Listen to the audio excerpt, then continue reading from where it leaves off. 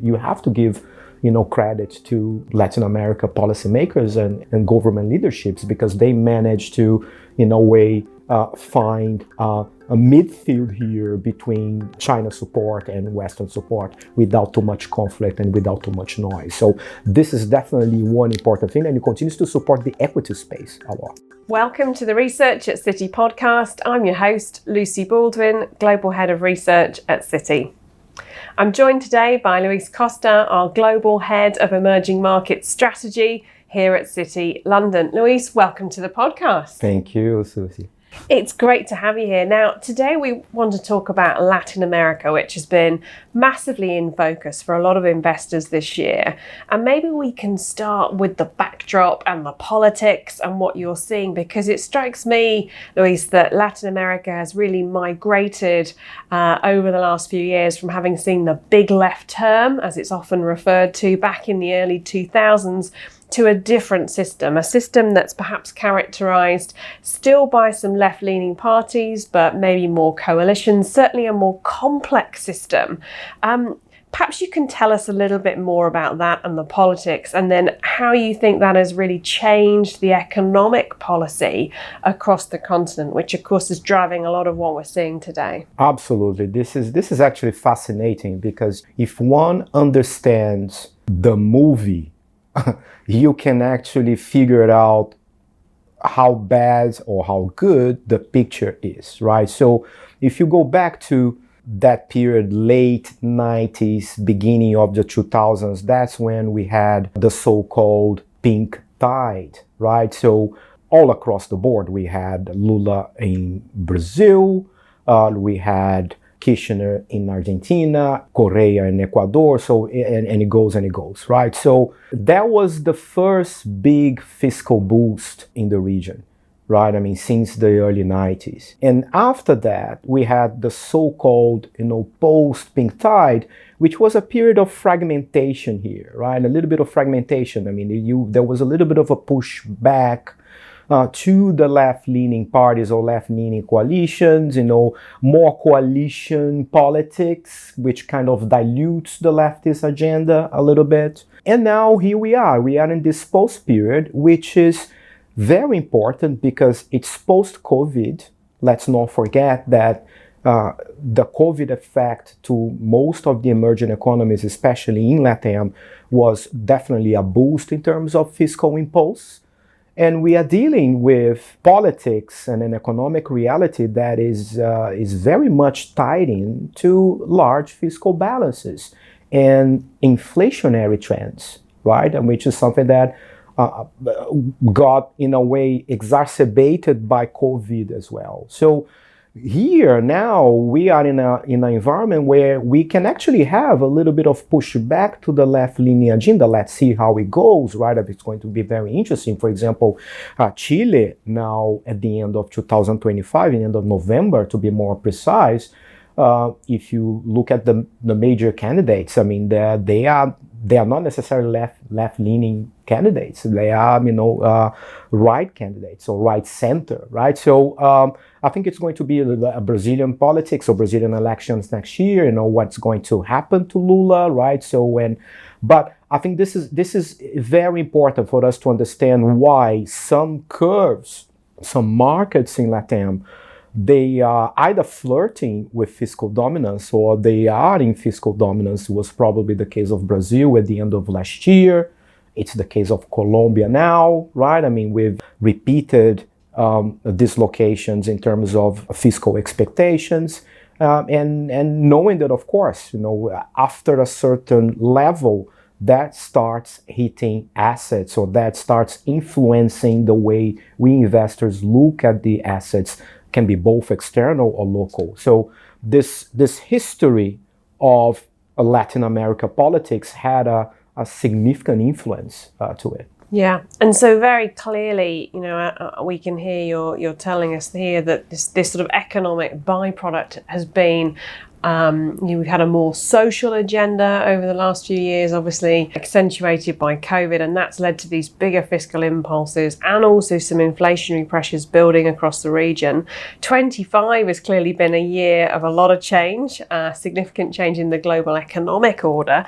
How is that impacting things on the ground across Latin America? What's going on in terms of, President Trump coming in, some significant foreign policies, whether it's around tariffs, immigration, whether it's relationships with China?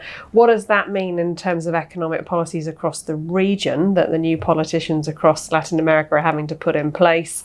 And how's all that panning out? Well, I think it's very interesting, right, Lucy, because it's a little bit of a mixed bag, and it's not entirely negative. Well, it hasn't been entirely negative, to be honest. Back last year, talking to investors and even ourselves here in Citi Research, we were so much focused on Mexico, right? Because we knew what was coming in, right? There was pressure coming from the Trump administration in several potential angles, and so far so good, to be very honest with you. And if you look into the asset array in Latin America, maybe, and you have to give credit to the Sheinbaum administration, the way they are chasing targets with the US administration, trying to come to agreements, trying to, do their homework on some important points of the agenda, right? The fentanyl side, the cartel side, there's all aspects in terms of domestic security. So that was definitely a catalyst. But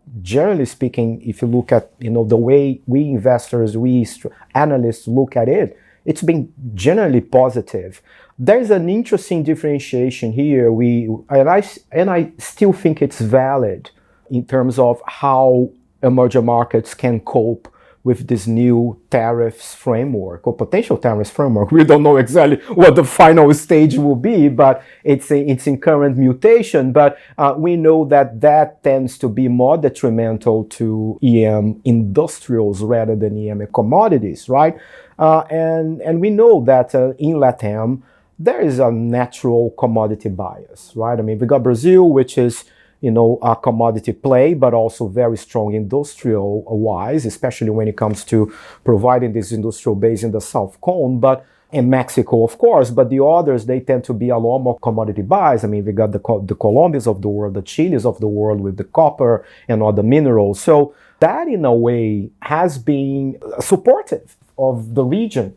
Not necessarily suggesting that, like the industrials, we are actually going to see so much of a downturn only because of the tariff war. So central banks, all that said, central banks have been very cautious. That could be further easing in the region in terms of policy rates, right?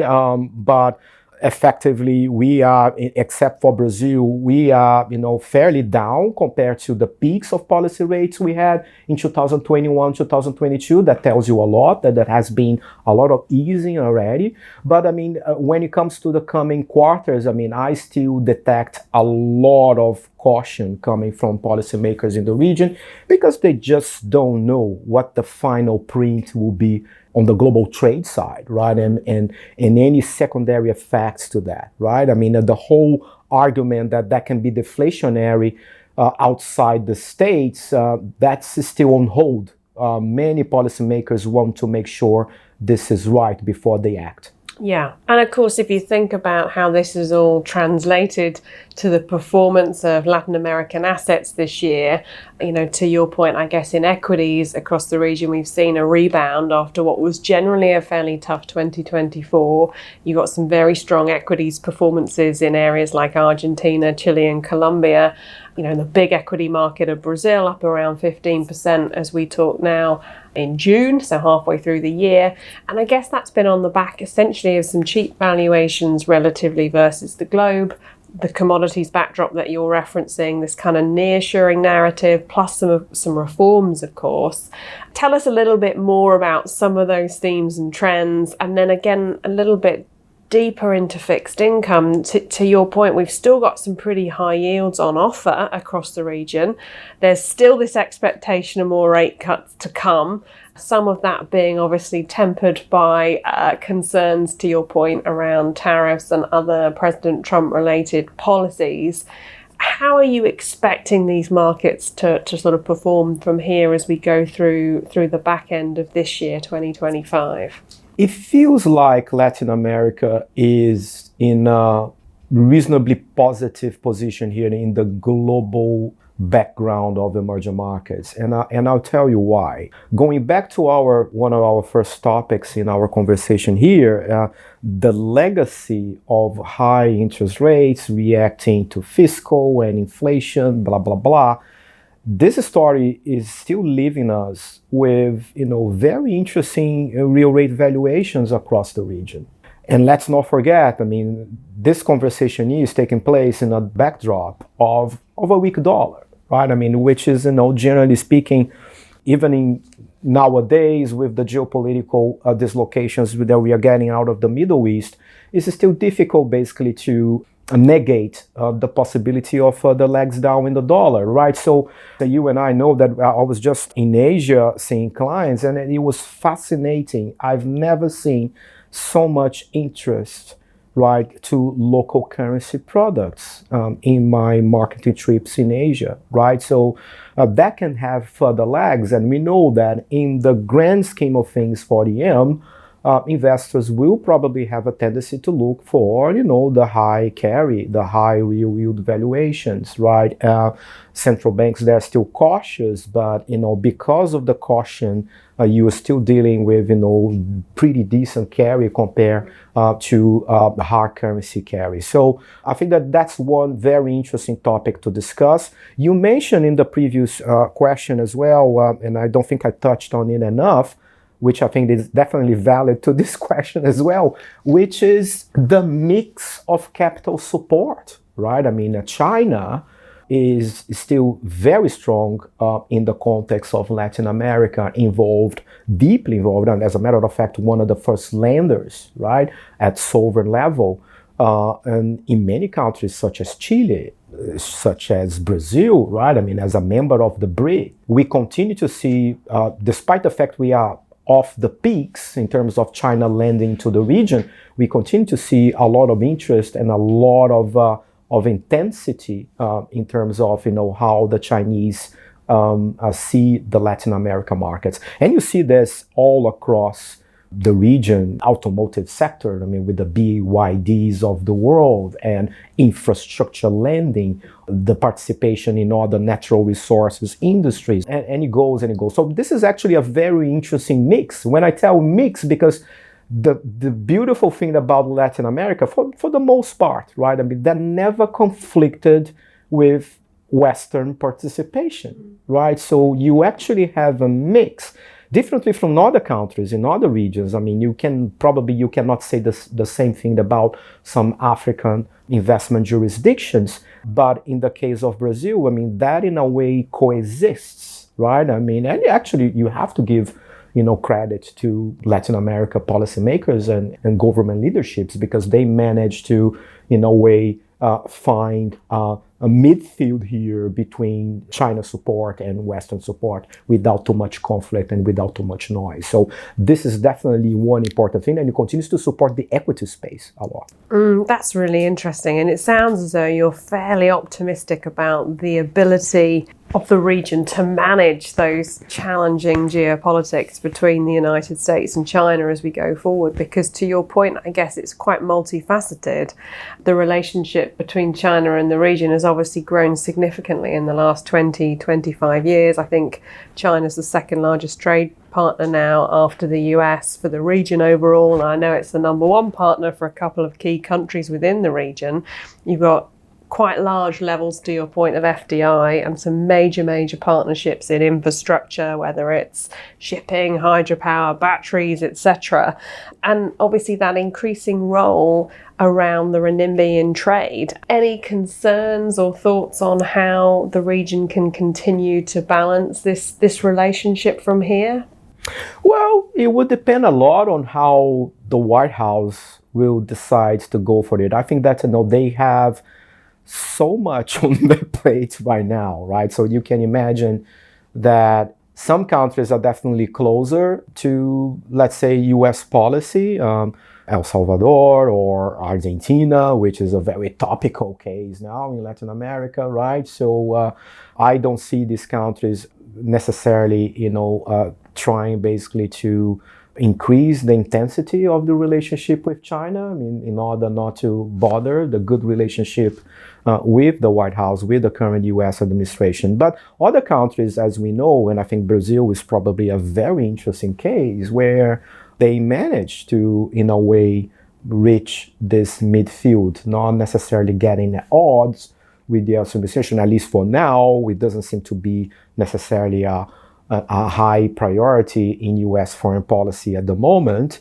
but definitely surfing this tide of China involvement and engagement more and more in several industries. So I don't think this is necessarily a topic that we are going to discuss, like this noise around, being Latin America being sandwiched, right, between US power and China engagement. But, eventually it's a topic for 2026 and beyond. But it doesn't seem to be at a high priority for the White House now, which is, good news for Latin America growth. Yeah. And when you think about the agenda from here, politically, what are the big events that you're watching over the course of this year, next year, in terms of elections? And maybe how are you thinking about the impacts of those, at a country level on the different markets? Next, two big events for us till this year, probably in a pecking order of relevance to the markets. I think the first one is Argentina in the month of October. Legislative elections is going to be very interesting because given the performance in the primaries, I think it looks like Javier Milei will maintain its dominance, and they obviously want to go for a big win. They don't want to go for a win only, in order basically to consolidate the reforming agenda, which has been incredible. Something that, it goes well beyond any expectations, back in 2024. We've got Chile as well, which is going to be a very interesting, we were talking about disruptions on the left and potential replacements. I mean, this is going to be very interesting presidential and legislative elections taking place in November and December this year. Why? Because if you look at polls and surveys, they seem to be a little bit biased towards, two candidates, which are not necessarily left-leaning. They are center-right candidates, right? So it's going to be very interesting to see what happens there. Next year will be super exciting. We've got Brazilian elections, needless to say. Big question mark, is Lula staying? Is Lula willing to stay? Some vacuum in the opposition in case Bolsonaro is not able to run, right? So it's going to be very interesting for the markets now, and the markets will trade this very actively. I think long before the spring 2026, I do believe that, politics will probably dominate, especially local assets in Brazil. Colombia is another very interesting. We were talking about fiscal dominance, right? I mean, Colombia is now unfortunately, the poster child of fiscal dominance, right? I mean, they have just made a change. They are pretty much canceling the fiscal law for the next 3 years. That suggests not a fantastic fiscal dynamics as we go into 2026, and that can be trouble. So it's going to be very interesting to see if Petro will manage to stay in power, and still unsure which leaders in the opposition will be able to run, but that's definitely one country where the markets will trade a potential change of regime here, right? And away from Petro, back into something a little bit more central right. So it's going to be a huge, and needless to say, given the recent developments on the fiscal side, investment sentiment towards Colombia now is very depressed. So we could have actually a big change of sentiment as we go into the next year. Fantastic. It's going to be an exciting few months for sure, and into 2026 across Latin America. So we will be watching to see what impact all these elections are going to have across the region. And of course, to your point, the impact that will then have on markets. So Luis, thank you so much for joining us. It's been great having a chat to you today. Thank you very much. It's been a pleasure. This episode of Research at Citi was recorded on Tuesday, June 17th, 2025. I'm your host, Lucy Baldwin. Join us next time as we discuss the big, beautiful bill with our economist, Rob Sockin. Please also join us when we have Andre Mazzini talking about Brazil for a deep dive ahead of our Latin American conference, which is coming up at the beginning of July. This podcast contains thematic content and is not intended to be investment research, nor does it constitute financial, economic, legal, tax, or accounting advice. This podcast is provided for information purposes only and does not constitute an offer or solicitation to purchase or sell any financial instruments. The contents of this podcast are not based on your individual circumstances and should not be relied upon as an assessment of suitability for you of a particular product, security, or transaction. The information in this podcast is based on generally available information, and although obtained from sources believed by Citi to be reliable, its accuracy and completeness are not guaranteed. Past performance is not a guarantee or indication of future results. This podcast may not be copied or distributed, in whole or in part, without the express written consent of Citi. Copyrights 2025 Citigroup Global Markets, Inc. Member SIPC. All rights reserved. Citi and Arc Design are trademarks and service marks of Citigroup Inc. or its affiliates and are used and registered throughout the world.